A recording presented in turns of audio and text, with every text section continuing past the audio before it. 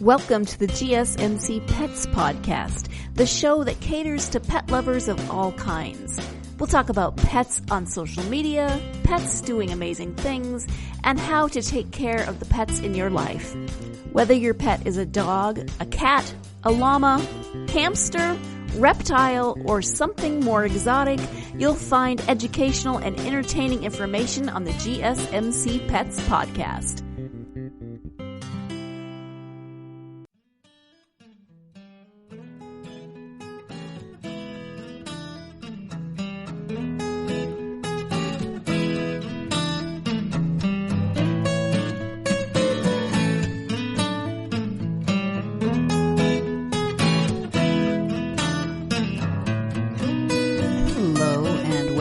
GSMC Pets Podcast, brought to you by the GSMC Podcast Network.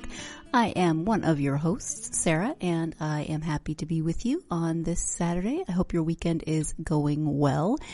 Today is a little bit of a different episode in that I also host the GSMC Book Review Podcast, and I thought I would do a little crossover and talk about books and pets and, pets and books and some of my favorite pets and animals from books that I have read throughout my life. This is a passion of mine, books, so I hope you enjoy this episode. Obviously, books throughout history are littered with animals and pets, and we may not remember them once the book is done, or we may have a strong connection to them in some way. They may play a large role in the book, or they may kind of be a secondary character. They may be, if it's a fantasy book, they might be speaking animals, and they could have even bigger parts than they would in a regular book where they're just non-speaking animals. So I thought that I would talk about some of the pets and animals in books that I remember throughout my life. A lot of these will be children's books, but maybe not all. We'll just see where my brain takes me for the next little while. The first animal that came to mind when I started thinking about this was the dog, Jack, in Little House on the Prairie, Little House in the Big Woods, and then Little House on the Prairie. I think into On the Banks of Plum Creek. I don't remember exactly when they lost Jack. Oh, I do. It was after On the Banks of Plum Creek, in that transition period before they moved again, and he had just mentioned that Jack had died. Anyway, what fascinated me as a child about Jack, the brindle bulldog, I think he was, is first of all, I didn't know what brindled meant as a small child. Whatever. But the fact that when they moved the first time from their little house in the big woods to their little house on the prairie in Kansas somewhere, probably Kansas territory at any rate, they took the horses and wagon, and they went there, but Jack went with them, and Jack walked the whole time. And I just remember thinking, oh, poor Jack, everyone else gets to ride in the wagon. Why does Jack have to walk? And isn't that an awfully long way for a poor dog to have to walk? Seriously, they can't just pick him up and put him in the wagon every once in a while. I was very upset for poor Jack. Is he getting enough water? Is he getting enough food? How sore are his little paws? So that was my main concern for Jack. And then in the rest of the book, he's there, but I don't remember having too many reactions to him. Was he a good guard dog? Was he a good companion? I don't really remember, but I just remember that he had to walk, and I felt bad for this poor little possibly fictionalized dog, depending on, whether or not he actually existed or existed in the way that he did in real life in the books, since we all know that those are fictionalized versions of Laura Ingalls Wilder's life. Still, that's my impression of Jack, the brindle bulldog. They also get a cat later in the series.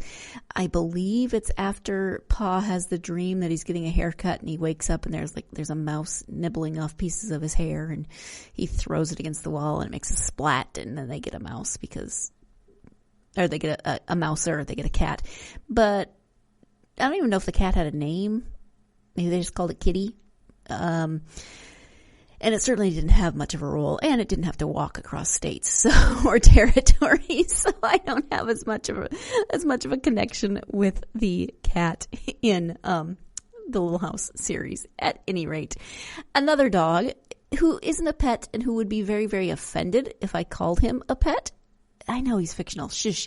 I have relationships with fictional characters all the time and talk to them in my head. This is from a series by Terry Brooks. It is not his Shannara series. Instead, it's his Magical Kingdom for Sale series. And you encounter a character once the main character of the book, Ben, goes to the other world, the magical world, this magical world of Landover that he buys out of essentially a Sears catalog kind of thing. And you are introduced to a variety of characters, one of whom is Abernathy, who is what is he? He is a Wheaten Terrier. That's what he is. But he used to be human. He's one of the advisors in the king's court. He's the court scribe. He becomes one of Ben's good friends. And the wizard in the court, Quester Thews, turned Abernathy into a Wheaten Terrier. This was prior to Ben Holliday's arrival in Landover. He turned him into a Wheaten Terrier to escape the cruelties of the old king's son, but unfortunately then did not possess enough magical knowledge to reverse the spell and return Abernathy to his human form. Abernathy does not let Quester forget this throughout the series, and Quester keeps trying to return Abernathy to human form. He unfortunately is he's a dog, but he still has I think he still has human hands or human aspects to his hands. He walks upright like a human. He dresses in clothes. He wears glasses. And I always thought that was an interesting take on it. And I like him as a character. He's got an interesting relationship with Quester. They're friends, but they have that bickering thing going on because they've been together so long through so many different ups and downs. And then, of course, the whole turning him into a dog thing that can put a crimp in anybody's relationship. But I just liked him. He's funny. He's funny in a different way. Quester Thews is funny in kind of this outlandish, always screwing up magic sort of way. Abernathy is just kind of like rawr, rawr, rawr, rawr, rawr. And he does at one point become human again briefly. And I can't remember the circumstances, but it doesn't last. And he is, as I said, not a pet. He would be offended if I called him a pet, and that he would have every right to do so. He does even, at one point in one of the books, there are 6 books in this series. At one point, he ends up in Ben's world, which is what we would think of as our world, as, on Earth, or are they all on Earth? Is it just a different realm? I'm not entirely sure. Parallel universes? Something. So he ends up in this world, and he makes friends with a young human girl who notices that he's not quite a dog. Oh, and by the way, he talks, which is not common in our world. So there's the adventure of trying to maintain the illusion that he is an actual dog and not a man turned dog. I loved Abernathy so much. I started reading these books in junior high or high school, maybe. Can't remember exactly when. Probably around freshman year. So right around that junior high school time. I liked him so much that my first boyfriend, my only boyfriend in high school, doesn't matter. My boyfriend in high school gave me a little white teddy bear for my birthday, and I named him Abernathy. Yep, I still have Abernathy somewhere. No, I know where he is. Yes, I do. Okay, I agree. I agree. I don't even know what I'm agreeing to, but Abernathy is one of my favorite characters, and I love the name. Just kind of rolls off the tongue, Abernathy. And so I named a teddy bear after him, which would have been more appropriate if it was a stuffed doggy, but whatever. I'm not always exactly literal, even though I can frequently be quite literal. let's go ahead and take our first break of the podcast. When we come back, we will be switching to dogs or cats, or I don't know, maybe we'll get some reptiles in there from other books in my life. So stay tuned, and we will be right back. You really can't underestimate the importance of having the right creative work for your brand or your product. Whether it's a logo, a website, a book cover, or an ad campaign, you really need a quality design to make that big difference pop and deliver your overall engagement and success in a competitive market. That's where Design Crowd comes in. Design Crowd has over 750,000 designers from Sydney to San Francisco ready to help you with awesome creative ideas. They make crowdsourcing work for you. So if you need a logo or you're working on your creative branding, you can go to designcrowd.com and post a brief describing the design you need. And then within about 2 to 7 days, you'll receive up to over 100 different designs from designers around the world. Then you pick the best design and approve payment to the designer. So you're only paying for the design that you want. It takes a lot of the guesswork out of freelancing and out of crowdsourcing. And you don't have to be a huge company like Harvard Business School to use Design Crowd, although they have used it as well. You can start a project on Design Crowd for as little as $99. And if you go right now to designcrowd.com/health and wellness or enter the promo code health and wellness on their website, then our health and wellness listeners will receive up to $150 off of your design project. That's designcrowd.com/health and wellness or entering that promo code health and wellness. Golden State Media Concepts bring you Book Review Podcast, a haven for bookworms of all ages and the widest genres, from mystery to memoirs, romance to comedy, fantasy to sci-fi. If you love to read, this is the podcast for you. It's the Golden State Media Concepts Book Review Podcast.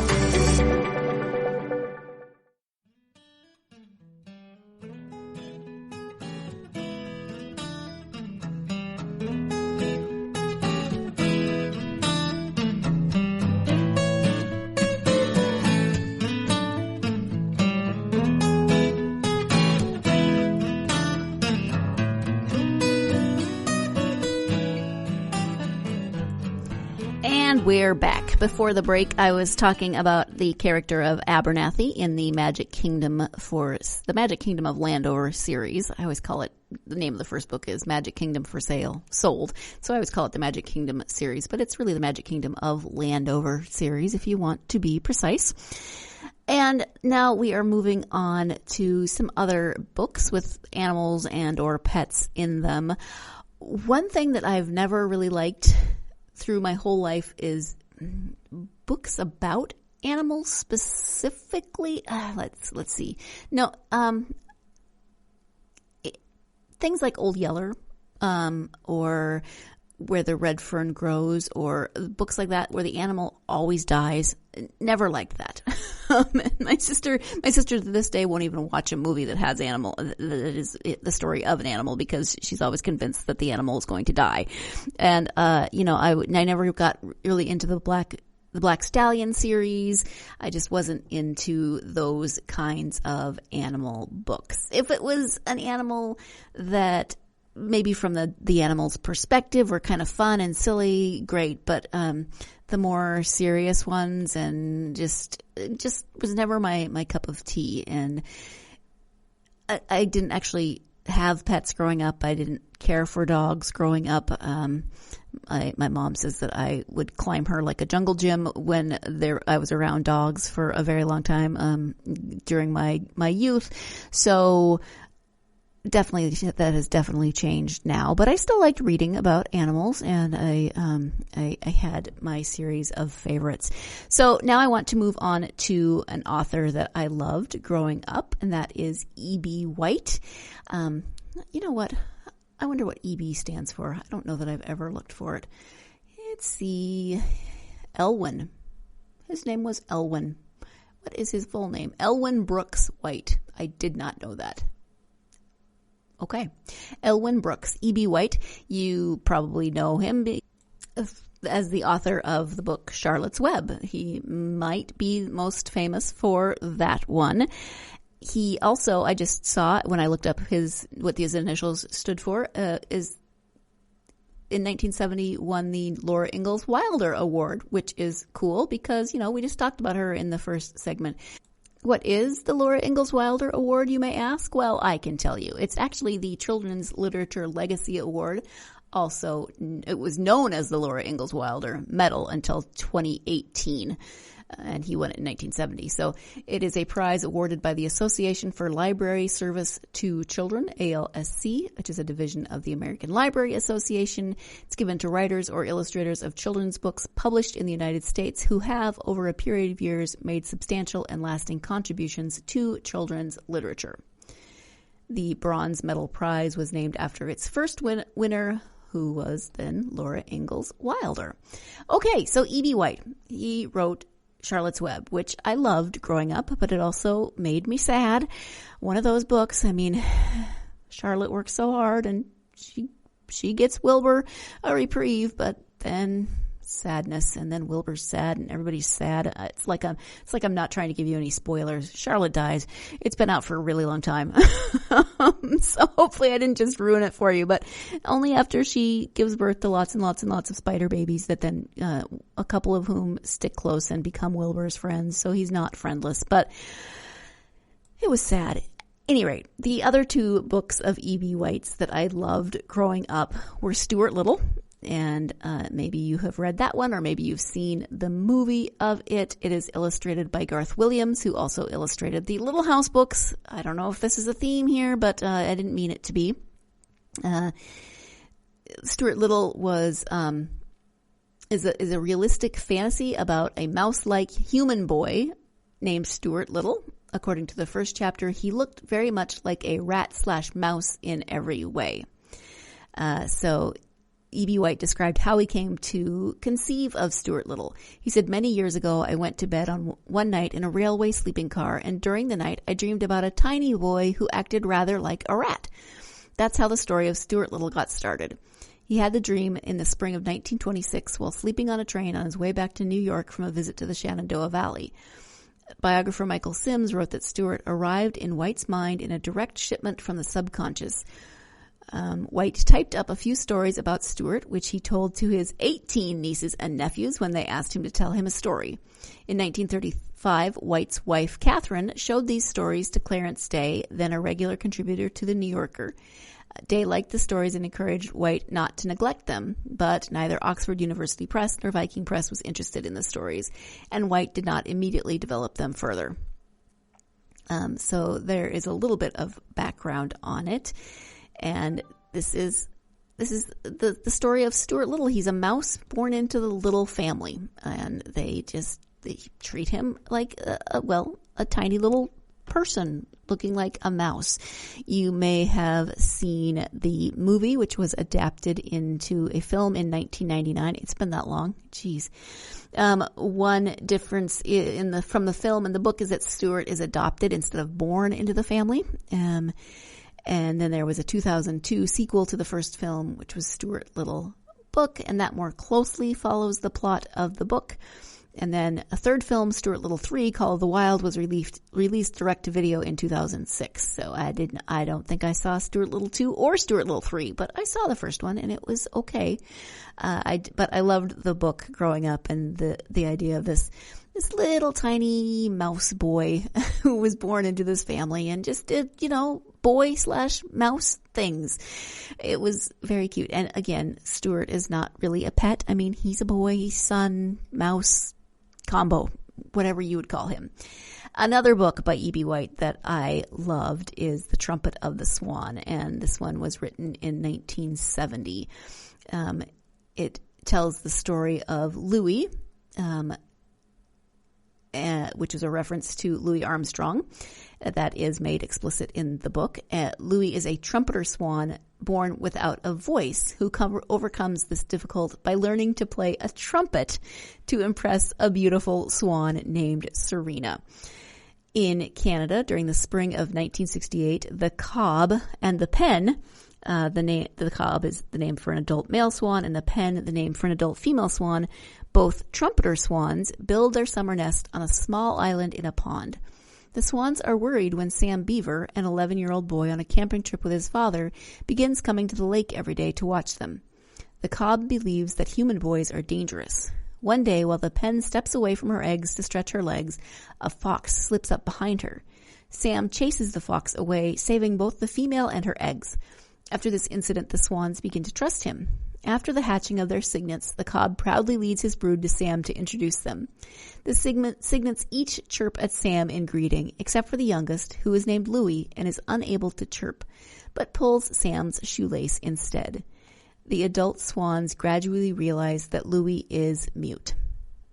The adults grow increasingly concerned about Louis, worrying that he will not be able to find a mate if he cannot trumpet like all the other swans. Louis's father promises to find a way for him to communicate. At the end of the summer, the swan family flies to their winter refuge, Red Rock Lakes in Montana. Probably another reason why I liked the book. Louis decides he should learn to read and write in order to communicate and flies away from the refuge to visit Sam Beaver. Sam takes his swan friend to school with him the next morning. Louis turns out to be a natural at reading and writing, and Sam buys him a portable blackboard and chalk so he can communicate. Unfortunately, because the other swans cannot read, Louis is still lonely. Okay, you get where I'm going with this. Eventually he learns how to play a trumpet, and I think part of me just loved the idea of a swan who could read and loved to read and hung out with his friend and who taught him to read and gave him a chalkboard, and B, the idea of a swan playing a trumpet, because A, swans have no lips, and B, their wings don't actually work as arms, regardless of what animation would have you believe. Yeah, again, Louis, not a pet, more of a friend, but this was one of my absolute favorite books growing up. I read it multiple times, and now I am feeling all nostalgic and thinking that I need to go back and read it again. Let's go ahead and take our second break of the podcast, and when we come back, we will be switching to Harry Potter. 8 million trillion different pets in that story, so stay tuned. We'll be right back. You really can't underestimate the importance of having the right creative work for your brand or your product. Whether it's a logo, a website, a book cover, or an ad campaign, you really need a quality design to make that big difference pop and deliver your overall engagement and success in a competitive market. That's where Design Crowd comes in. Design Crowd has over 750,000 designers from Sydney to San Francisco ready to help you with awesome creative ideas. They make crowdsourcing work for you. So if you need a logo or you're working on your creative branding, you can go to designcrowd.com and post a brief describing the design you need. And then within about 2 to 7 days, you'll receive up to over 100 different designs from designers around the world. Then you pick the best design and approve payment to the designer. So you're only paying for the design that you want. It takes a lot of the guesswork out of freelancing and out of crowdsourcing. And you don't have to be a huge company like Harvard Business School to use Design Crowd, although they have used it as well. You can start a project on Design Crowd for as little as $99. And if you go right now to designcrowd.com/health and wellness or enter the promo code health and wellness on their website, then our health and wellness listeners will receive up to $150 off of your design project. That's designcrowd.com/health and wellness or entering that promo code health and wellness. Tired of searching the vast jungle of podcasts? Now listen close and hear this out. There's a podcast network that covers just about everything that you've been searching. Hey! The Golden State Media Concepts Podcast Network is here. Nothing less than a podcast bliss with endless hours of podcast coverage. From news, sports, music, fashion, cooking, entertainment, fantasy, football, and so much more. So stop lurking around and go straight out to the Golden State Media Concepts Podcast Network. Guaranteed to fill that podcast itch. Whatever it may be. Visit us at www.gsmcpodcast.com. Follow us on Facebook and Twitter, and download us on iTunes, SoundCloud, and Google Play.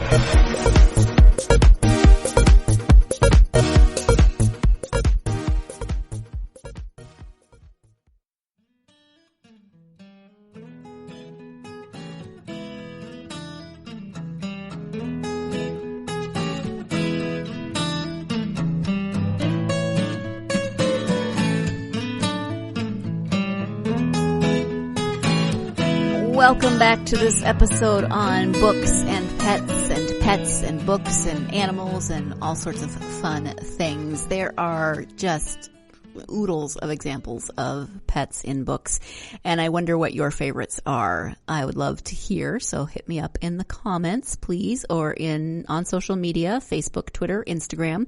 You could even share pictures on Instagram of those favorite pets. Love to see that. I said before the break, when we were talking about E.B. White, love E.B. White, that we would switch now to Harry Potter, and there are so many pets to love in Harry Potter. I mean, where do you even start? First of all, Hedwig, beautiful, tragic, tore my heart out in book 7. Hedwig is Harry's first real friend. She is given to him by Hagrid for his birthday before he goes to Hogwarts. He chooses her, and then he finds her name in a book. And Hedwig is his constant companion. She's often his only friend during the summer months when he is stuck at the Dursleys.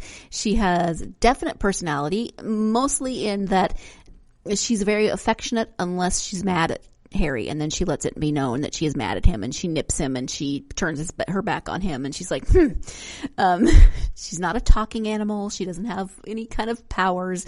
She's just a very sweet, white, snowy owl, and she is Harry's friend, and she is a wonderful and amazing companion, as so many pets are. And I often wonder, though, because they're together all summer, and then Harry goes back to Hogwarts, and he goes to his dorm room, and Hedwig goes to the owlery unless she's delivering him some mail. And I know he goes and visits her and stuff, but how often do they really see each other? Does Hedwig like that arrangement? Does she like that she gets to go up to the owlery with other owls? Am I thinking too much about a fictional owl? Maybe. It's okay. There's another pet that is a pet but not a pet, and that is Scabbers, who's actually Peter Pettigrew. And Scabbers is kind of an interesting rat. Well, he is a rat, and you're like, oh, he's kind of pathetic, and that's the main point of Scabbers is that he's kind of pathetic, although he did once bite Goyle for them, and that was nice. But then it gets creepy. And as Ron said, I let you sleep in my bed. Yes, Ron, that is definitely a good point, because yikes, no, icky. Turns out that Scabbers is a animagus, or Peter Pettigrew is an animagus, so that is someone that can turn into an animal. So Ron's pet was really just a dude who turned himself into a rat for 15 years or something. I can't remember the length of time. Many years, to hide himself for what he did in the part of Harry's parents getting killed. And that's just all kinds of creepy. All kinds of creepy. But Ron does get a replacement pet. It is a little tiny owl named Pigwig. And just this little fluffy ball of fluff is how I picture it. So that's Ron and Harry. Hermione has a cat named Crookshanks, who's always described as having like a smashed-in kind of face. A ginger cat with sort of a smashed-in face. And Crookshanks is your typical cat, cranky, opinionated. But she is the only one who sees Scabbers for what he actually is, which causes a lot of friction between Ron and Hermione, because Crookshanks keeps trying to attack Scabbers. We find out later that it's for good reason, but Hermione loves her kitty fiercely and defends him to the end, even though he is apparently kind of ugly and a bit of a pain in the tush, as cats often can be. Oh, so many pets in so many pets. Errol, the Weasley's owl, who's just old and falls asleep a lot and kind of crashes into windows. Poor Errol. Fang, Hagrid's dog Fang, who is a ginormous kind of wimpy boarhound. I love Fang. He drools a lot. What else? Well, Fluffy, if you want to count Fluffy. I mean, if you want to talk Hagrid pets, we could probably do an hour-long podcast on just that, or a couple hours. Norbert, the baby dragon. So many different pets in Harry Potter, and I love it because they're such a fun, I mean, they're such a kind of small part of the story as a whole, but you get to know them a little bit, you know, you get to know the stories of Hedwig and Crookshanks and Fang and, Trevor. Oh, how can we forget Trevor? Neville's frog Trevor, who I don't know if he just is wanting to explore the world, or if he doesn't want to be a pet, or if he doesn't like Neville. I don't know. He's always escaping, and Neville can never find Trevor. Constantly looking for Trevor. Poor Neville. I love Neville.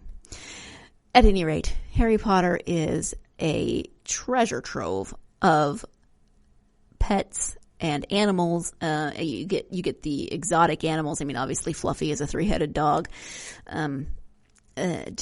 Norbert is a baby dragon who grows up to be, Norberta, a female dragon actually, but who grows up to be an adult dragon. So many different, I guess you could count,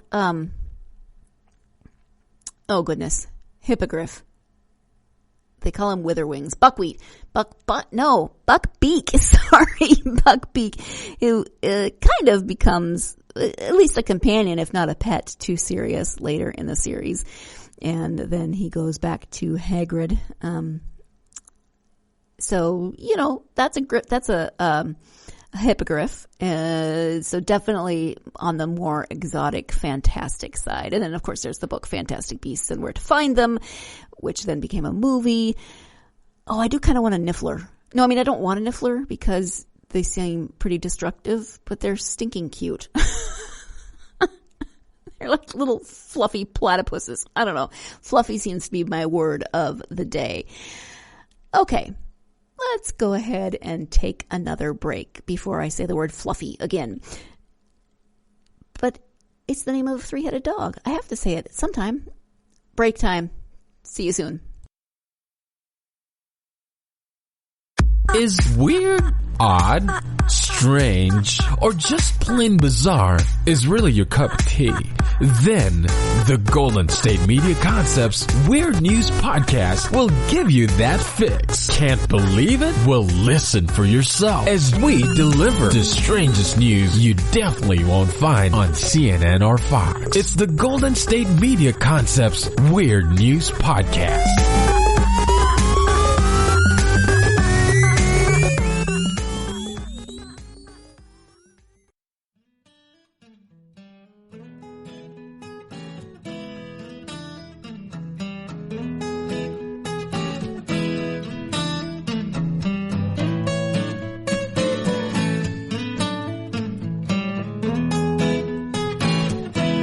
Welcome back. We are talking about pets or animals in books. There are millions of them. I can't even begin to cover them all. You're probably sitting there listening to the podcast screaming, yes, but what about from this book? It was my favorite. And you're probably right. I mean, who knows? A couple more that just popped into my head during the break. I've talked before on the Book Review podcast about the Fudge and Super Fudge series and the turtle that the big brother has in that series that gets swallowed by Fudge. But then he does get a dog named Turtle. But as a kid, I always loved that turtle, even though he met a really horrible end. Wow, the kid swallowed a turtle, but he does get a dog. Peter's very happy. That's the big brother, and he names the dog Turtle in memory of his former original pet. I love those books. They just crack me up. I think I've also talked before about the book Socks by Beverly Cleary about a cat, and I always felt bad for the cat because the family had a baby, and then the cat felt neglected and put upon, and like they were ignoring the cat and being mean to the cat, and the cat wasn't getting enough attention. It all works out in the end, but I did read that book and feel sad from the perspective of a cat. Another book by Beverly Cleary that I forgot about is Ribsy, and that is that's about Henry Huggins' dog, who he becomes separated from his owner, Henry, in a shopping center parking lot. So he begins a string of bewildering adventures. To find out what those adventures are, you will have to then read the books. I've also spoken about the Mrs. Pigglewiggle books, and Mrs. Pigglewiggle's Farm was one of my favorites. I'm still not entirely sure why she suddenly had a farm when she always lived in that little upside down house in the middle of town, but then she has a farm. But one thing that she has, one pet that she has that is helpful and is with her in even her upside down house is Lester the pig. And Lester the pig helps teach children manners. You may not think it, but Lester is very, very polite. And so Mrs. Pigglewiggle loans him to the family, and he comes in and teaches children about, being polite and minding their manners and not slurping their food and just, all these wonderful things because he is a very, very polite pig. Wilbur in Charlotte's Web may be some pig, but Lester is quite the polite pig himself. As I'm sure you can imagine, there is a Goodreads, that's the word I'm looking for, Goodreads list for just about everything, and this is no exception. There is a Goodreads list for 156, I think they say, best fictional pets, and many of the ones that we have already talked about are in here. Charlotte's Web, Harry Potter. Another one that came up a lot in my reading was were the dire wolves in Game of Thrones, especially Ghost. And I've watched parts of Game of Thrones, and I've never read the books because holy words, Batman, I just have not quite gotten into them. The Golden Compass, that's another one that we could talk about that are they pets? They're not quite pets because they are, kind of part of the people. So I wouldn't necessarily call those pets, but definitely a lot of different animals in those. Then Dewey, the small town library cat who touched the world. I love books about library cats. I would read anything that had a library cat in it. In fact, my father, as I've said, was the librarian when I was growing up at the school, and there were posters in the library of library cats. It's probably where my love of library cats came from. I don't know. I'm allergic to cats. It's not like I can actually have one. I'm just scrolling through the list now to see if there are any others that we haven't covered or that we are jumping out at me. The Hunger Games. Why is this on here? Help me out, people. What pets should I be thinking about in the Hunger Games? I'm not even sure. Let's see. Many books that have been made into movies, like A Dog's Purpose and the something Secret of Racing in the Rain. Is that what it's called? Can't remember if that's the perfectly correct title, but now we're going through it and I'm just not seeing anything that is really jumping out at me. Black Stallion, of course. Again, not one of my personal favorites, but I was just never really a horse person. Probably because my mother is allergic. I'm also allergic, but not as allergic as she is. So, yeah. The Art of Purring. That's sweet. Oh, the Dalai Lama's cat. Huh. Interesting. The Dalai Lama's cat has many books. The Dalai Lama's Cat and the Power of Meow. That's the number 3. I like it. There's some Christmas books, always good. Ooh, I should think about pets in Christmas books for next holiday season. Okay, so you get the point. I'm sure that there are a million that I just cannot think of off the top of my head, and you can think of, and you should definitely tell me about those books and what your favorite fictional pets are, because it's fun. I love pets. And, we haven't even touched on dragons. Yeah, I might have to do a separate dragon episode because just think of all the dragons there are, from Toothless, who's really a very bad pet if you read the books. He's nothing like Toothless in the movies. He's quite mischievous and difficult. Yeah, that's probably the easiest way of describing him. Oh, before I go, I just thought of one more, and that is Mr. Popper's Penguins. I know they made it into a movie. I wasn't so thrilled with the movie, but have you read Mr. Popper's Penguins? Oh my gosh, it was my favorite growing up. I loved it, and it was written, 1938 was when it was originally published, and it was written by Richard and Florence Atwater with illustrations by Robert Lawson. It tells the story of a poor house painter named Mr. Popper and his family who live in the small town of Stillwater in the 1930s. So, of course, 1930s, you've got the Depression going on. The Poppers unexpectedly come into possession of a penguin, Captain Cook. The Poppers then receive a female penguin from the zoo who mates with Captain Cook to have 10 baby penguins. Before long, something must be done lest the penguins eat the Poppers out of house and home. I loved this book. I thought it was so fun. Just imagining raising a family of penguins. And even as a kid, I was like, but don't penguins live where it's cold? And they have ways of dealing with that. But eventually, Mr. Popper begins to raise money by training the 12 penguins and turning them into a circus act. And then Mr. Popper's performing penguins are featured throughout the country. And then they start to cause trouble, as penguins, of course, always do. I don't know if they always do, but it's an adventure. It's a penguin adventure, and I love those little penguins. I love that book. Again, another one that I'm going to have to reread from my childhood. Oh, there's so many books that I either haven't read or I want to reread. So many books, so very little time. I think I'm going to wrap this up because I could either go on and on and on and ramble, or, well, I could. Not I think. We all know I could. Let's go ahead and wrap this up, though.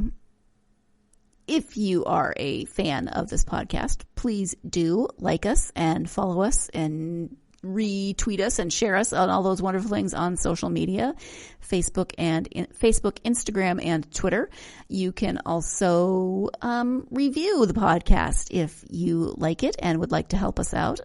Written reviews are great. 5-star reviews are awesome. We love them, and we love you, our listeners, and giving us reviews really, really helps us to get this podcast out to more people like yourself. So I hope that you have a great weekend, rest of your weekend, and that weekend involves some time to get yourself lost in a good book about pets. Thanks. You've been listening to the GSMC Pets Podcast, part of the GSMC Podcast Network. You can find this show and others like it at www.gsmcpodcast.com. Download our podcasts on Apple Podcasts, Stitcher, SoundCloud, and Google Play. Just type in GSMC to find all of the shows from the GSMC Podcast Network. From movies to music, from sports to entertainment, from business news to weird news. Follow us on Twitter and Facebook. Thank you, and we hope you have enjoyed today's podcast.